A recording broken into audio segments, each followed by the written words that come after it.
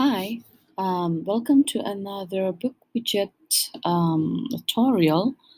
Uh, I'm going to show you how to share a widget to your another teacher or your colleague, and another one is to create a group. So the first one is to share a widget to a teacher. What I'll do is just open the widget that I want to share with my teacher, with my colleague. Okay, I have for example, I wanted to share this widget. So what I do is go to this arrow down here. You can see share. So this one will pop out. Instead of sending to Google Classroom, we'll click on show other sharing options.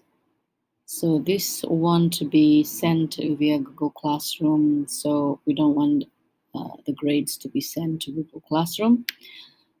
Okay, I'm going to show link. I'm going to copy that, and I am going to send the link to my colleague here. Oops, sorry. Okay, the link should be here. Get. I'm sending it to my colleague, for example. Okay, so my colleague, actually it's just me, my colleague will receive a notification.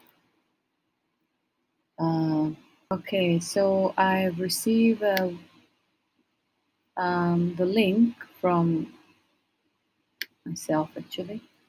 So when I open the link, it will show make a copy in my account. So I can do that, and when I make a copy, I can edit, I can modify it or whatever, and then I can then share it to my student via Classroom or whichever option I want. Okay, that's all. And now for easier sharing of widgets with your team, it's easier for you to create a group, a designated group. For example, I have this year for 2020 where we have sharing widgets. So we also organize it as IPC English and Maths.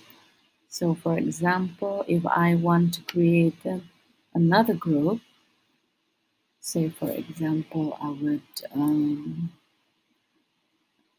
okay, I'll just create a group.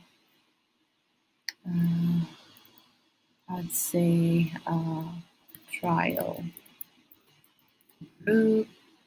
Description, it's up to you. You can make it public, closed, or secret.